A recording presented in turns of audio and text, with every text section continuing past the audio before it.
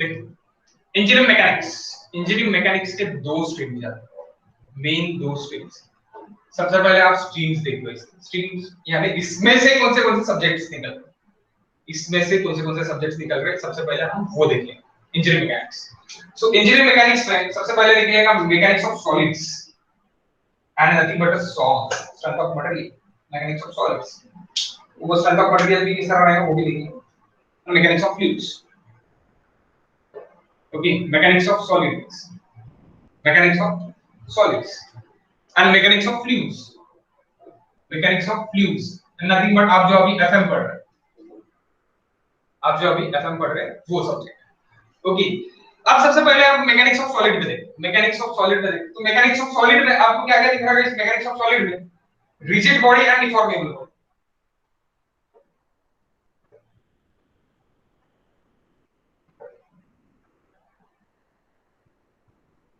Rigid bodies and deformable bodies, ये दिख रहा है, rigid bodies and deformable bodies. Okay, then rigid body में आपको और static and dynamics,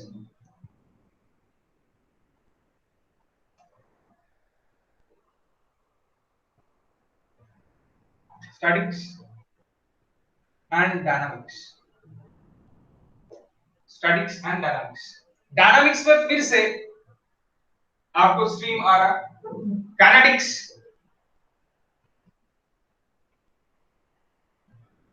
okay, static में फिर से आपको स्ट्रीम आ रहा काइनेटिक्स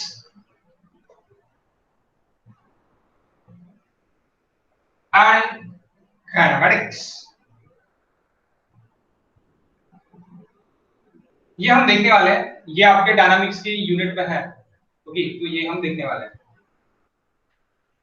और डायनामिक्स करके आपका एक सिलेबस डायनामिक्स करके आपका एक अलग ये भी रहेगा SS3 में टॉपिक, और आपका एमटेक में एक इसका सब्जेक्ट भी रहेगा, ओके।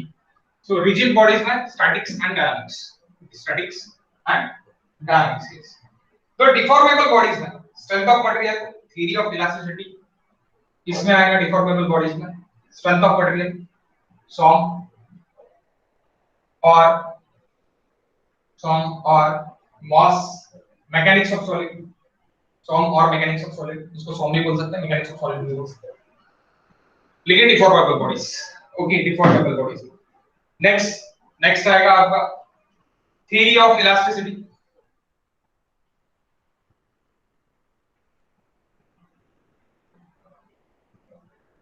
एमटेक का फर्स्ट ईयर का subject, theory of elasticity, MTech का सेकंड सेम का सब्जेक्ट, एमटेक का सेकंड सेम का सब्जेक्ट, ओके, सेकंड सेम का सब्जेक्ट। किसी को दिक्कत आ रही है क्या ज्वाइनिंग करने में?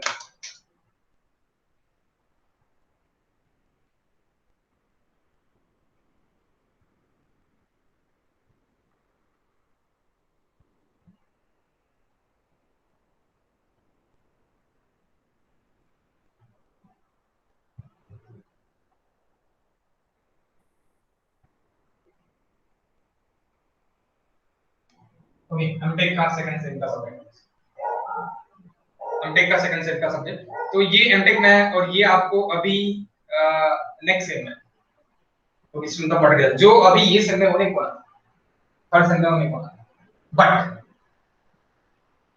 आप टाइम में हो दोनों बनाने से, दैट्स व्हाई आपको ये इंजीनियरिंग मैकेनिक्स थर्ड सेम में सीखने को मिल रहा है, ओके, आप 1 ईयर लेट इसकी। नेक्स्ट आपको अभी यहाँ पे फ्लूइड मैकेनिक्स 1 2, तो उसमें आपका क्या देखेंगे गाइस? एफएम यानी क्या? Mechanics of fluids. उसमें ideal fluid, viscous fluid and compressible fluid.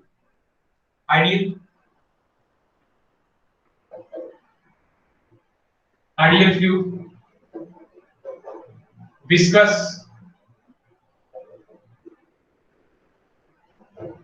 And compressible.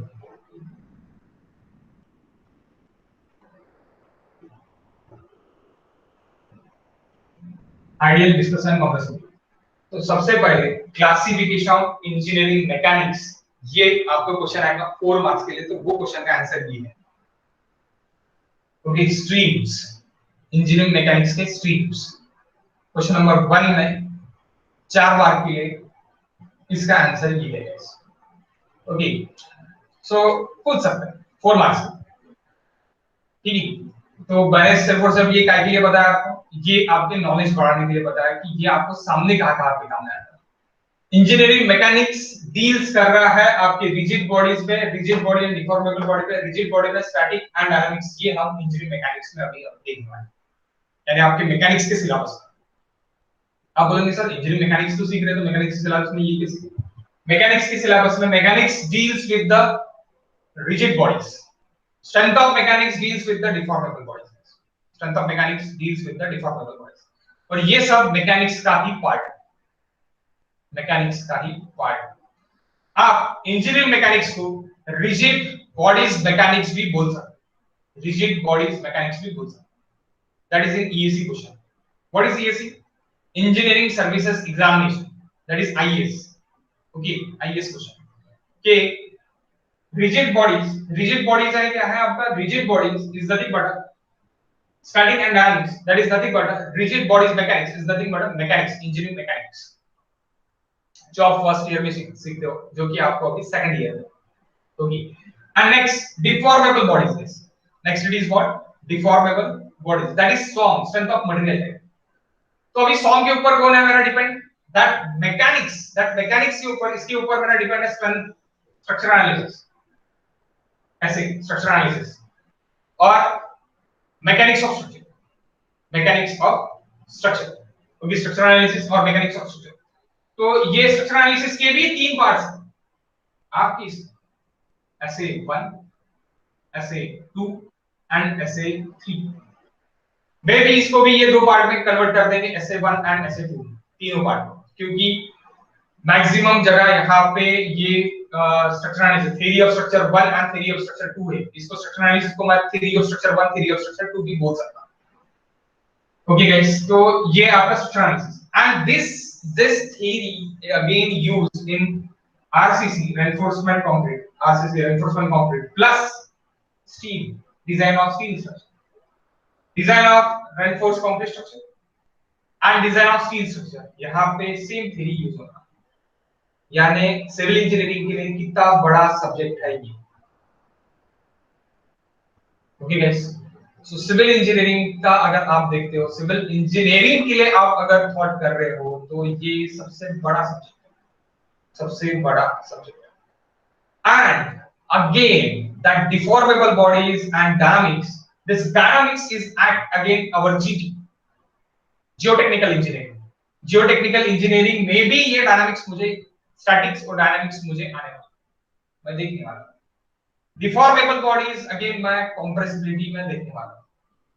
Okay, ये स्ट्रीम तो मैंने अलग ही बात कर ली, that is fluid mechanics. Fluid mechanics में आपका FM1, FM2 and then next it is this fluid mechanics goes to then again hydraulics. अब बोलेंगे हाइड्रोलिक्स ही तो है सर, यस एग्जैक्टली, हाइड्रोलिक्स का ही पार्ट आएगा इरिगेशन एंड हाइड्रोलॉजी में। Irrigation it is in 7th same, hydrology it is in next same, it may be next same, या ये same ही है आपको? नहीं, हाइड्रोलॉजी नहीं है ना ये सेम? नहीं, हाइड्रोलॉजी नहीं है, नेक्स्ट सेम में हाइड्रोलॉजी नेक्स्ट सेम। सो ये आपका इंजीनियरिंग मैकेनिक्स होता है, इंजीनियरिंग मैकेनिक्स का ये इंपॉर्टेंस, क्योंकि तो ये आप एग्जाम में नहीं लिखोगे, एग्जाम में सिर्फ और सिर्फ आप ये ट्री डायग्राम बनाओगे तो आपको 4 मार्क्स मिलेंगे पहला क्वेश्चन। ओके, निकाल लिया आपने? क्या मैं नेक्स्ट के लिए सिलेबस के लिए डिस्कस करने के लिए जा सकता हूं? Okay sir. ओके, आपने लिखा नहीं होगा तो आप स्क्रीनशॉट ले सकते हैं, टेक अ स्क्रीनशॉट, आप बाद में लिखिएगा। और इसका रिकॉर्डेड वीडियो भी आएगा YouTube पे, सेम वीडियो YouTube पे आएगा, तो वो भी फ्री रहेगा, आप देख सकते हैं 10 दिन के लिए free demo videos. Okay, same videos YouTube पे कभी भी कहीं भी। ओके, कोई ब्लर वगैरह, कोई problem, any blur, any issue about that? No sir, no. Font size में कोई इशू नहीं है? नहीं सर। ओके, मैं इरेज कर रहा हूं, हम अभी एग्जाम पैटर्न देखते हैं। कि आपका गुड़गांव यूनिवर्सिटी का एग्जाम पैटर्न क्या है, exam pattern for Gurgaon university.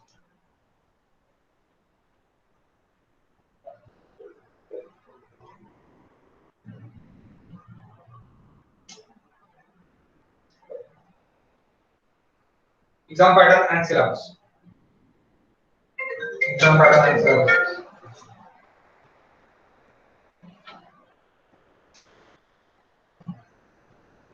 So,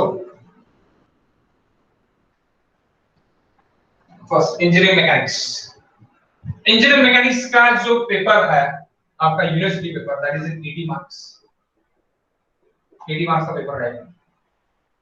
and उसमें से आपको कितने लेना है, इट्स डिपेंड अपॉन योर कि आपको इंटरनल कितने लेना है। 80 प्लस 20 का pattern, it is equals to 100 marks. That 100 में से आपको मिनिमम 40 मार्क्स लेना है पासिंग के। आप पकड़ लो कि यहाँ पे आपको सिर्फ और सिर्फ 10 ही मार्क्स दिए गए, तो आपको यहाँ पे कितने मार्क्स लेना है, 30 मार्क्स पास हो। बट डोंट गो फॉर पास। क्यों? मैंने अभी रीजन बताया कितना इंपॉर्टेंट है, कितना इंपॉर्टेंट है। मैंने अभी थोड़ी देर पहले रीजन बताया, मैं सिलेबस में भी रीजन बताऊंगा कि कहां पे इंपॉर्टेंस है, कौन से टॉपिक्स अपने लिए इंपॉर्टेंट है। ओके, सो 30 मार्क्स के लिए हम नहीं जाएंगे, हम जाएंगे 80 marks out of at least 70 marks. आप बोलेंगे सर 80 आउट ऑफ 80 क्यों नहीं? मिल सकता भाई, 80 आउट ऑफ 80 भी मिल सकता, बट आपको उतना हार्ड वर्क करना पड़ेगा, आपको उतना हार्ड वर्क करना पड़ेगा। 80 आउट ऑफ 80 भी आप ले सकते, 80 आउट ऑफ 80 भी लेना कुछ हार्ड नहीं है। ओके, सो नेक्स्ट, ये सेम सिलेबस आपको गेट में, सेम सिलेबस आपको गेट में कैसे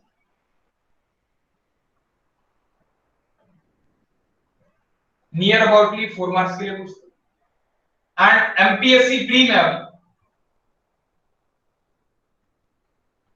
15 मार्क्स के सेम सिलेबस जो भी हम अभी डिस्कस कर रहे हैं। फर्स्ट मॉड्यूल नंबर 1 यानी यूनिट नंबर 1 आपका जो रहेगा वो टोटली इक्विलिब्रियम के ऊपर रहेगा। Equilibrium, forces and equilibrium, system of forces and equilibrium. तो क्वेश्चन नंबर 1 आपका इक्विलिब्रियम और फोर्सेस पर रहेगा, that is 8 marks. And again resultant forces,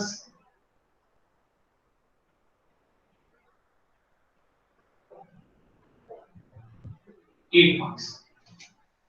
सो जरूरी नहीं है कि प्रॉब्लम ही पूछेंगे, they go for the theory and concepts of what is the concept of equilibrium, what is the concept of resultant force, okay, what is Directness theorems, ये सब कुछ पूछ सकते हैं, थ्योरम से पूछ सकते हैं। तो जनरली जरूरी नहीं है कि 8 मार्क्स का ये क्वेश्चन पैटर्न रहेगा, ये यहाँ पे चेंज भी हो सकता है। बट क्वेश्चन नंबर 1 आपका ये है। देन क्वेश्चन नंबर 1 के और में क्वेश्चन नंबर 2, क्वेश्चन नंबर 1 के और में question number 2 guys. Question number 2, it is again the same, equilibrium and resultant, equilibrium and resultant, again 8 marks। या फिर दोनों रिजल्टेंट के क्वेश्चन रहेंगे, या फिर दोनों इक्विलिब्रियम के क्वेश्चन, दोनों रिजल्टेंट के क्वेश्चंस, दोनों इक्विलिब्रियम के क्वेश्चंस। क्या इक्विलिब्रियम है, क्या रिजल्टेंट है, तो ये हम कुछ यानी नेक्स्ट क्लास में, अपने कल की क्लास में हम देखने वाले हैं। ओके, कुछ दिनों में मैं बोल रहा था, बट कुछ दिन में नेक्स्ट क्लास में हम देखने वाले हैं, कल की क्लास में। ओके, नेक्स्ट क्वेश्चन नंबर 3, यानी ये आपका फर्स्ट यूनिट होगा, that is on first unit 1। Resultant force के ऊपर गेट में 2 मार्क्स के लिए आपके क्वेश्चंस पूछे, एंड एमपीएससी में भी 2 मार्क्स का क्वेश्चन करता है, एमपीएससी में भी 2 मार्क्स का क्वेश्चन करता है, दैट इज एमपीएससी। आप बोलोगे सर एमपीएससी तो अपने लिए नहीं रहती, एमपीएससी तो सिर्फ और सिर्फ डायरेक्ट के लिए रहती है, एडमिनिस्ट्रेटिव सर्विसेज के लिए, कलेक्टर वगैरह नहीं, एमपीएससी अपने के लिए रहती है। एमपीएससी में आप अगर जाओगे तो आपको पीडब्ल्यूडी, इरिगेशन, ये भी पोस्ट आपको मिलेंगे with the MPSC of engineering services, engineering services. MPSC में 2 सर्विसेज जनरली आपको अभी पता रहने को ना, एक administrative services and engineering services. Economical services भी होता है, बाकी सर्विसेज भी रहते हैं, लेकिन आपको 2 पता ही रहने को ना, दैट इज एडमिनिस्ट्रेटिव सर्विसेज, जहाँ पे आप डिस्ट्रिक्ट यानी इस पे जा सकते हैं लेवल्स पे, यानी एडमिनिस्ट्रेटिव लेवल पे जा सकते हैं, दैट इज जिलाधिकारी वगैरह। एंड इंजीनियरिंग सर्विसेज में आप एई वगैरह बन सकते हैं इंजीनियरिंग सर्विसेज को लेके, okay, that is an MPSC. तो एमपीएससी में प्री में आपको ये 2 मार्क दिया जाता है दिस टॉपिक, तो ये टॉपिक में हम लेने वाले हैं, बट बिकॉज ऑफ आपका ये सेम मे बी अगर क्रिटिकल रहा पूरा सिचुएशन तो ये सेम के एग्जाम्स आपके ऑब्जेक्टिव होने के चांसेस है, इसमें कोई डर नहीं। ऑब्जेक्टिव हो गए तो क्वेश्चंस कहां से लेंगे, MPSC and GATE, only MPSC and GATE, बाहर के ही डायरेक्टली क्वेश्चंस रहेंगे। तो एमपीएससी एंड गेट के हिसाब से ही हम अगर गए, अपना syllabus university plus MPSC and GATE के हमने आपके सामने पढ़ा है, तो आपको ना ऑब्जेक्टिव के लिए प्रॉब्लम जाएगा ना कन्वेंशनल के लिए प्रॉब्लम जाएगा, ओके, ना ऑब्जेक्टिव के लिए प्रॉब्लम जाएगा ना कन्वेंशनल के लिए problem. Then question number 3 and question number 4, that is for trust.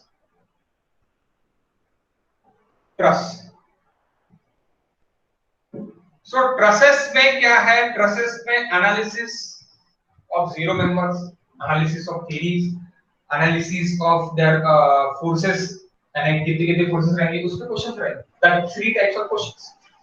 Zero member निकालो, मेंबर फोर्सेस निकालो एंड थ्योरीज बताओ कि कितने थ्योरीज है ट्रस्ट। तो यहाँ पे आपका 4 मार्क के लिए एक क्वेश्चन हो सकता है और 12 मार्क के लिए एक क्वेश्चन, और 6 मार्क के लिए थ्योरी, यानी ये थ्योरी रहेगा, ये प्रॉब्लम रहेगा, ये भी थ्योरी रहेगा, ये प्रॉब्लम रहेगा 10 मार्क्स के लिए। सेम पैटर्न on here, और directly 12 mark question is comes. Paper pattern हम देखेंगे, पेपर है मेरे पास, पेपर में आपको दिखा दूंगा आपके पेपर किस तरह है, ओके। नेक्स्ट ये और रहेगा, this is again 16 marks, 16 marks, पहला दूसरा क्वेश्चन, ये भी 16 marks, okay. Next question number 5 and question number 6, question number 5 and question number 6, that is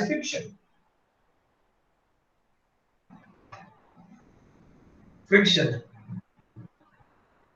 friction में भी प्रॉब्लम रहेगा आपका, प्रॉब्लम रहेगा आपका 6 मार्क्स के लिए, और थ्योरी आएगी आपकी, sorry that is theory 6 marks and that is problem it's near about 10 marks. ये पैटर्न भी फॉलो हो सकता है, यानी ये 4 मार्क्स भी रह सकता है और ये 12 मार्क्स भी रह सकता है। तो friction it is important for our strength of material, for shear, and this resultant force and equilibrium it is important for our strength of material।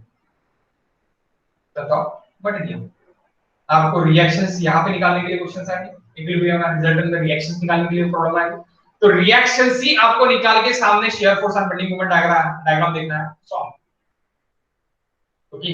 Same concept, इसका कांसेप्ट आपको सामने काम में आएगा मैकेनिक्स ऑफ स्ट्रक्चर या strength of material, solve में काम आएगा, mechanics of solid universe, mechanics of solid वहां पे काम आएगा।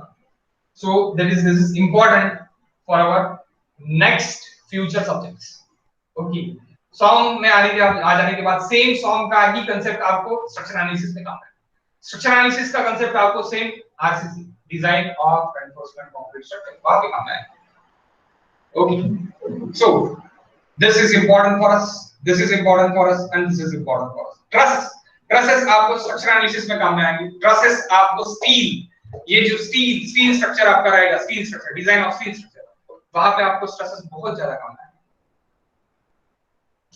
Okay. That's why this concept is more important for civil engineer, okay, for civil engineer. Next friction के बाद virtual work, virtual work. So virtual work it is again important, virtual work पे हम अपना structure analysis के questions देने वाले, that is basic. जब आप स्ट्रक्चर एनालिसिस में वर्चुअल वर्क निकालोगे दैट इज 0 मार्क्स, यहां पे आपको 16 मार्क्स मिल रहे हैं, वहां पे आपको वर्चुअल वर्क के लिए 0 मार्क्स मिलेंगे, ओके। तो वर्चुअल वर्क कितना इजी है ये समझ लो, अगर आपको थर्ड ईयर में उसके 0 मार्क्स मिल रहे हैं तो 16 यानी आपको सेकंड ईयर में उसके 16 मार्क्स मिल रहे हैं, यानी वर्चुअल वर्क कितना easy, it is more easy, more easy, syllabus बहुत ज्यादा इजी है, इसमें कोई डाउट नहीं। फेल क्यों होते बंदे? बिकॉज हम इसको बहुत हार्ड पकड़ लेते हैं। हार्ड कौन करता? ये जो भी अभी ट्यूशन ले रहे हैं ना, क्या के लिए? आपके बिजनेस के लिए, तो वो लोग इसको हार्ड बना देते हैं। मैकेनिक्स हार्ड नहीं है। मैकेनिक्स को अगर आप प्रैक्टिकली लेके गए तो मैकेनिक्स जैसी इजी सब्जेक्ट नहीं है, मैकेनिक्स जैसी इजी सब्जेक्ट्स नहीं है। Go for practical thing, go for the importance. Importance अगर आपने पकड़ लिया तो मैकेनिक्स इजी। अगर आप बोलोगे कि मुझे पास करना है तो मैकेनिक्स कभी पास नहीं कर पाओगे। यानी मैकेनिक्स क्या हो जाएगा आपके लिए? जीवन भर के लिए हार्ड हो जाएगा। यहां पे भी तकलीफ देगा, स्ट्रेंथ ऑफ मटेरियल में भी तकलीफ देगा, आपको स्ट्रक्चरल एनालिसिस में भी तकलीफ देगा, आपको आरसीसी आरसीसी यानी रेनफोर्स कंक्रीट स्ट्रक्चर वहां पे भी तकलीफ देगा, और डिजाइन ऑफ स्टील स्ट्रक्चर में भी तकलीफ देगा। और आप इंजीनियरिंग पास आउट हो जाने के बाद भी आपको तकलीफ देगा, उसके बाद भी आपका पीछा नहीं छोड़ेगा। सो इसीलिए ये आपको कंसेप्ट वाइज जाना है, ना कि go for the marking. Marking के लिए नहीं जाना, कंसेप्ट वाइज जाना। ओके, वर्चुअल वर्क, तो वर्चुअल वर्क में भी सेम पैटर्न है, नो चेंज, सेम पैटर्न। और ये इसे और में रहेगा, और that is totally 16 marks. 6 + 10 16, 4 + 8 4 + 12 again 16, 16 marks, 16 marks के लिए। Okay, the next question number 7 guys, question number 7 one right.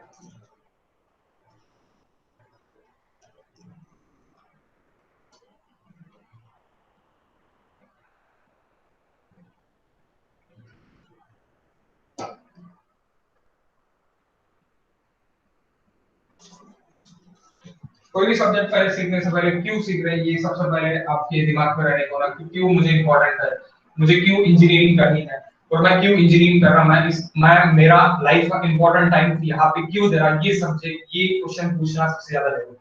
ये जब तक आप नहीं पूछेंगे तब तक आप एक being आप एक civil engineer, perfect civil engineer नहीं बन पाओगे। Okay, so question number 7, question number 7 आपका रहेगा डायनामिक्स।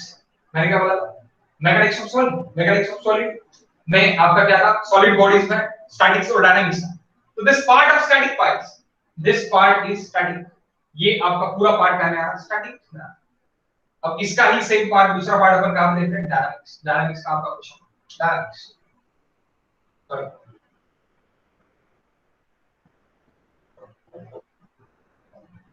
डायनामिक्स। डायनामिक्स में आप देखने वाले हो रेक्टिलिनियर मोशन, कर्वीलिनियर मोशन, और बहुत कुछ देखने वाले हो। यहाँ पे मैथमेटिक्स किया है, मैथमेटिक्स नहीं करोगे। सो स्ट्रक्चरल डायनामिक्स आपको डायरेक्टली मैट्रिक्स मेथड में काम में आएगा। इसके बाद directly matrix method and directly MTech में काम में आएगा। जब आप अर्थक्वेक स्ट्रक्चर डिजाइन करोगे तब आपको ये स्ट्रक्चरल डायनामिक्स काम में आएगा। एंड ट्रांसपोर्टेशन में भी काम में आएगा। ट्रांसपोर्टेशन जब आप करोगे तब रेक्टिलिनियर मोशन से आप ये करोगे, ट्रांसपोर्टेशन सब्जेक्ट है आपकी।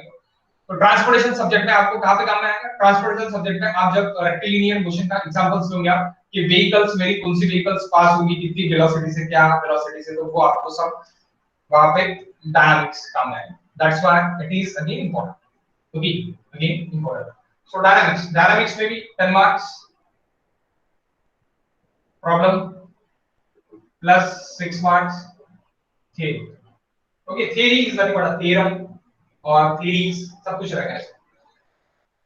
Okay, and the next please rectilinear BT problems वगैरह रहेंगे। प्रॉब्लम्स के टाइप हम कल से देखेंगे, जब हम चालू करेंगे इसका टॉपिक्स, तब हम देखेंगे प्रॉब्लम्स किस तरह के क्या रहेंगे। और क्वेश्चन, और इसमें रेक्टिलिनियर मोशन यानी कर्वीलिनियर मोशन जो भी है, डायनामिक्स ही रहेगा। डायनामिक्स की और डायनामिक्स ही, रेक्टिलिनियर मोशन, कर्वीलिनियर मोशन यही रहेगा।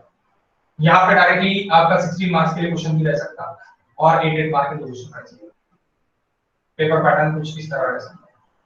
Okay, it is important, it is important. And then last question number 9 and question number 10। हां, रेक्टिलिनियर मोशन, कर्वीलिनियर मोशन, ये एमपीएससी आपको, एमपीएससी में आपको guys it is 6 mark topic, pre में 6 marks के लिए कंफर्म पूछा जाता है, दैट इज फिक्स। 6 मार्क्स के लिए कंफर्म पूछा जाता है, that is fix. Okay, 6 marks के लिए कंफर्म हो जाता है, that is fix case. And GATE में 2 मार्क्स के लिए फिक्स। गेट में देखो, गेट में ये 2 मार्क्स के लिए फिक्स है, ये 2 मार्क्स के लिए फिक्स है, and zero member that zero member GATE में 2 मार्क्स के लिए फिक्स। आप बोलोगे सर आपने तो गेट में सिर्फ और सिर्फ मुझे कितने 4 मार्क की बताया है। एग्जैक्टली, कभी-कभी ये निकल जाता है। ये पार्ट आप सॉल्व में भी पकड़ सकते हैं क्योंकि स्ट्रेंथ ऑफ मटेरियल में भी आपको सेम पार्ट मिलेगा और स्ट्रेंथ ऑफ मटेरियल का भी क्वेश्चन आपको कंबाइन करके रहता है, इसलिए मैं इसको डायरेक्टली क्या नहीं लिखता, स्ट्रेंथ ऑफ मटेरियल में लिखता, not in our mechanics of structure. इसमें मैंने इंजीनियरिंग मैकेनिक्स में नहीं लिखा। So process and dynamics, these two parts comes in engineering mechanics. Engineering mechanics in GATE. Okay, in GATE. Next, last guess, last. Question number 9. Collision of elastic bodies.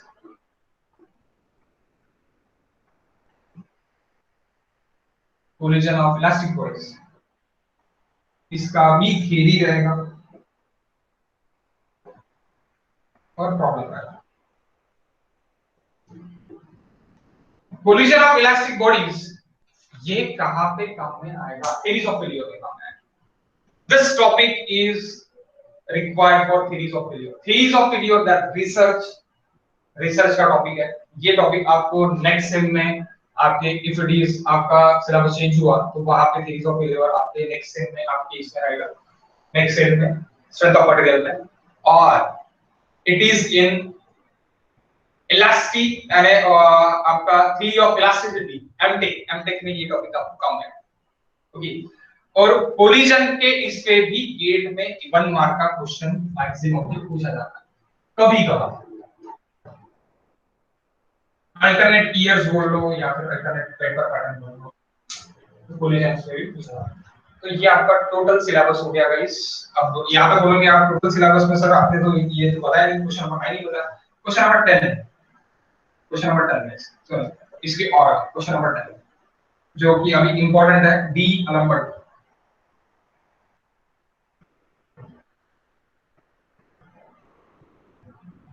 Principal. इसका भी क्या रहेगा, theory और B problem रहेगा। ये switching हो सकता है, क्वेश्चन नंबर 9 डी नंबर हो सकता है, और क्वेश्चन नंबर 10 आपका कोलिजन हो सकता है। क्योंकि मॉडल के हिसाब से चेंजेस हो सकते हैं, इसमें कोई डाउट नहीं, कोई घबराहट नहीं। ओके, तो ये पूरा टॉपिक है। डी नंबर आपको गेट में may be may not be, but हां MPSC it is fix for the marks. तो एमपीएससी में that 2 + 6 8 plus that friction it is MPSC again that 2 and 10 marks हो गए।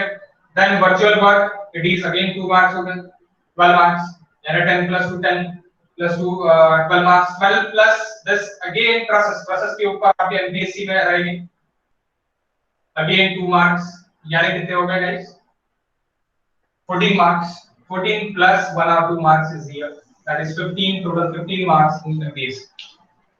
ओके, तो सेम सिलेबस आपको MPSC में भी काम में आएगा, सेम सिलेबस आपको गेट में भी काम में आएगा, सेम सिलेबस आपको पास करने के लिए आपकी यूनिवर्सिटी में भी काम में आएगा। सर तो पास तो होना ही बोला हम, पास होने के लिए मत पढ़ो गाइस, पढ़ो तो सिर्फ और सिर्फ मार्क्स के लिए, मार्क्स लेने के लिए।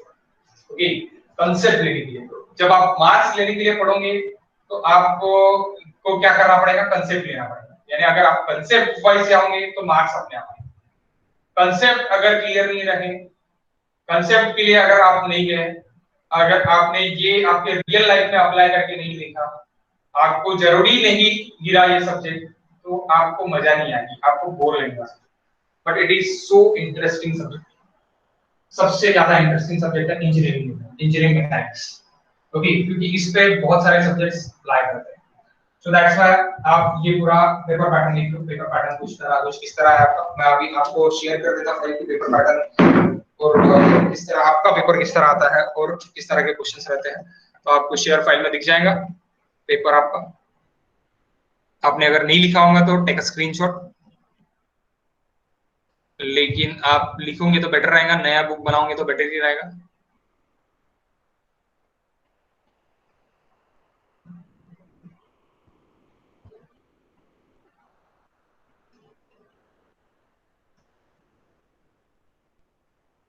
So I'll show you paper guys.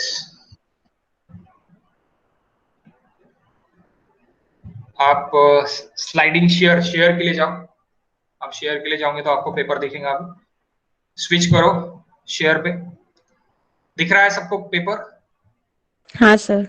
Okay, सो देखो गाइस, मैंने क्या बोला था, फर्स्ट आपको फोर्सेस पे, प्रिंसिपल ऑफ ट्रांसफिलिटी फोर्सेस पे क्वेश्चन रहेगा, 4 मार्क्स एंड 12 मार्क्स। सो ये 12 मार्क्स आपका इंजीनियरिंग मैकेनिक्स का पेपर, विंटर 19 का पेपर, अभी का विंटर 19 लास्ट ईयर का, ओके लास्ट ईयर का पेपर है।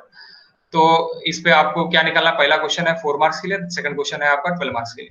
तो आपको क्या निकालना है यहाँ पे, रिजल्टेंट फोर्स निकालना है। फाइंड क्या करना है guys, resultant force of the dust system find करना है, ए एंड बी। तो ये बहुत इजी, बहुत ज्यादा, इतना इतना ऐसे दिख रहा है ये डायग्राम, लेकिन बहुत ज्यादा इजी क्वेश्चन है। जब अपन इसको ट्राई करेंगे तब आपको समझ में आ जाएगा कि ये बहुत ज्यादा इजी क्वेश्चन है। Okay, then what do you understand free body diagram? That free body diagram is equilibrium topic, and this is again equilibrium topic. Equilibrium topic का आपका ये है कि टेंशन वगैरह कितना आएगा, क्या आएगा, ये सब कुछ आपको यहाँ पे दिखेगा। कहाँ पे, इक्विलिब्रियम, तो that is equilibrium topic. Okay, so ये आपका क्वेश्चन नंबर 1 के और में क्वेश्चन नंबर 2 है। क्वेश्चन नंबर 1 के और में क्वेश्चन नंबर 2, मैं थोड़ा इसको कम कर देता है, बेटर रहेगा। So next trusses guys, this truss. तो आपको ट्रस में कितने सारे फोर्सेस आ रहे, क्या आ रहे, ये सब कुछ आपको देखना है, फोर्सेस देखना है आपको। ओके, assumptions पे थ्योरी 12 मार्क के लिए question. Truss, again truss guys, तो लाइक अ ट्रस। ओके, तो इस पे भी आपको देखना है कि आपका क्या रहेगा, सॉरी क्वेश्चन नंबर 3, हाँ क्वेश्चन नंबर 3 और क्वेश्चन नंबर 4। क्वेश्चन नंबर 4 में आपका सरफेस कांस्टेंट यानी आपका फ्रिक्शन भी आया है यहाँ पे अभी। सो 1 minute guys, determine the value of p again. Okay, determine the value of p is nothing but आपका ये ट्रसेस का ही पार्ट है। the next it is मैंने मोमेंट ऑफ इनर्शिया नहीं बताया, क्वेश्चन नंबर 5। ओके नहीं सर। ओके ओके ओके, सो आप एक काम कर लो, 1 मिनट, आप क्वेश्चन नंबर 4 के बाद, question number 4, question number 5, question number 5 में आपका एम आई भी रहे, moment of inertia. Question number 5 आपका मोमेंट ऑफ इनर्शिया भी रहेगा, फ्रिक्शन और मोमेंट ऑफ इनर्शिया। हाँ एमआई भी था, वर्चुअल वर्क के बाद का टॉपिक था actually.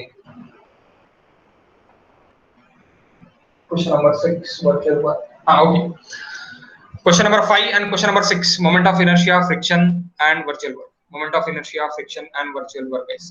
Question number 4 virtual, question number 4 आपके इसके लिए ट्रसेस और फ्रिक्शन के लिए। 1 minute guys, one mistake is there. So आप बोर्ड पे देखो, पहले मैं स्क्रीन शेयर आपको ये कर रहा हूँ। सो ये टॉपिक आपका यहाँ पे फ्रिक्शन और यहाँ पे moment of inertia, moment of inertia that is friction, trusses and friction, trusses and friction. So friction के टॉपिक सेम, अभी आप पेपर पैटर्न देख रहे थे, पेपर पैटर्न में भी सेम है। सो ट्रसेस एंड फ्रिक्शन, तो friction theory and friction problem same रहेगा। पेपर पैटर्न में कोई चेंजेस नहीं, पैटर्न 6 और 10 और 4 मार्क्स और 10 मार्क्स। ओके, तो ट्रसेस के और को आपको फ्रिक्शन है, एंड एमआई के मोमेंट ऑफ इनर्शिया के और को आपको क्या है गाइस, वर्चुअल वर्क है। Okay, virtual work, then go to the again paper please. Okay, paper edit कर लो आप, वो समझ गया ना? हाँ सर। ओके, सो ये टॉपिक आपका फ्रिक्शन का रहेगा, दैट इज फ्रिक्शन गाइस। देखो फ्रिक्शन की देखिए है 4th question, and 3rd question आपका ट्रसेस पे, truss that is 3rd question, 4th question it is friction. The next it is question number 5। Question number 5 आपका आएगा इसके ऊपर, काय के ऊपर आएगा आपका, वर्चुअल वर्क के ऊपर। वर्चुअल वर्क के ऊपर क्वेश्चन नंबर 5 रहेगा। तो क्वेश्चन नंबर 5, वर्चुअल वर्क और मोमेंट ऑफ इनर्शिया। सो यहाँ पे अभी moment of inertia, parallel axis theorem वगैरह है, moment of inertia, and question number 6 आपका वर्चुअल वर्क। तो ये दोनों भी इजी है, वर्चुअल वर्क भी इजी है और moment of inertia it is also easy, बहुत इजी टॉपिक्स। ओके, सो ये वर्चुअल वर्क के टॉपिक्स है गाइस। नेक्स्ट आपके ये रहेगा आपका डायनामिक्स। डायनामिक्स में VT curve and eighty curve, velocity time curve and acceleration time curve, ये आपने फिजिक्स में सीखा है गाइस। आई होप सो आपने फिजिक्स में सीखा है। आई होप सो नहीं, सीखा ही है, फिजिक्स में आपने सीखा ही है। ओके, सो फिजिक्स में आपने इसके बहुत अच्छे अच्छे प्रॉब्लम्स किए, इसलिए आपको इसमें तो कोई दिक्कत नहीं आएगी, ये तो आपके लिए इजी रहेगा। ओके, देन नेक्स्ट इसका ही और में डायनामिक्स के और में डायनामिक्स, तो ये पहला रेक्टिलिनियर मोशन के लिए रहेगा, देन कर्विलिनियर मोशन के लिए, दैट कर्विलिनियर मोशन के प्रॉब्लम्स रहेंगे। यहाँ पे देखो, curvature normal, radius find to curvature normal and curvilinear motion. Okay, so motion rectilinear motion का भी क्वेश्चन है, तो rectilinear motion and curvilinear motion combine मिला के यहाँ पे ये question number 7 and question number 8 है। तो ये भी आपके लिए इजी है, बट यहाँ पे आपके लिए क्या आएगा, मैथमेटिक्स आएगा, mathematics comes. Okay, then next it is DLM, but मैंने बोला था question number 10 and question number 9 alter change हो सकता, सो कभी ये क्वेश्चन नंबर 9 में रहेगा तो कुछ भी कभी क्वेश्चन नंबर 10 में रहेगा। ओके, डीएलएम बट का आपका question, okay, determine the acceleration of block, that is dynamics, ये डायनामिक्स का ही पार्ट है, and impact again the dynamics part. Okay, so question number 1 to question number 6 it is static part, question number 7 to question number 10 that is dynamics part, ये totally dynamics part। तो ये question paper है, तो मैं question paper भी आपको send कर दूंगा ग्रुप पे कि क्वेश्चन पेपर क्या रहेगा, और मैं एस का बुकलेट सेंड कर रहा गाइस, तो एस का बुकलेट आप ये कर लो, जेरोक्स कर लो, क्योंकि वहां से ही हम गेट के क्वेश्चंस लेंगे और वहां से ही अपने जो मैक्सिमम थ्योरीज है, जो यहाँ पे ये थ्योरी है, this theory directly given gate book, again this theory directly given gate book, again this assumption directly put in gate book। so आपको जो भी theories है वो डायरेक्टली आपको गेट बुक पे है, तो अलग से नोट्स देने की जरूरत नहीं है। ओके, अलग से नोट्स देने की जरूरत नहीं है, ये भी आपको इलास्टिक इम्पैक्ट वगैरह ये भी आपको वहां पे, जो मैं अलग से नोट्स आपको लिख के दूंगा वो मेरे एमपीएससी के नोट्स रहेंगे, एमपीएससी के नोट्स भी मैं आपको लिख के दूंगा, और ईएससी के भी नोट्स मैं आपको लिख के दूंगा, यानी आप टोटली तैयार हो जाएंगे सभी एक्सेप्ट से कि आपको किसी भी इससे अगर क्वेश्चन पूछा जाए तो भी आपको वो क्वेश्चन आएगा। और इफ इट इज के अगर आपका ये ऑब्जेक्टिव पेपर आता है, तो ऑब्जेक्टिव पेपर आता है तो ये 80 मार्क का ही पेपर रहेगा, but here is 40 questions for 2 marks, तो 40 questions for 2 marks for 3 hours, तो आपको ऑब्जेक्टिव पेपर भी सॉल्व करते आने को ना। तो ऑब्जेक्टिव क्वेश्चंस कौन से रहेंगे आपके, ऑब्जेक्टिव क्वेश्चन भी आपकी सेम टॉपिक के ऊपर ही रहेंगे, सेम मॉडल के ऊपर ही रहेंगे, उसमें कोई चेंजेस नहीं रहेंगे गाइस। एनी डाउट गाइस इसमें? No sir. कोई भी डाउट नहीं? तो कल अपन फर्स्ट मॉडल हम अपना स्टार्ट करेंगे, फर्स्ट मॉडल स्टार्ट करेंगे। तो कल कितने लोग ज्वाइन करते हैं वो देख लेते हैं, अगर ज्वाइनिंग इसी तरह कम होते अगर रहा तो अच्छा नहीं रहेगा। ओके, सो फर्स्ट क्लास था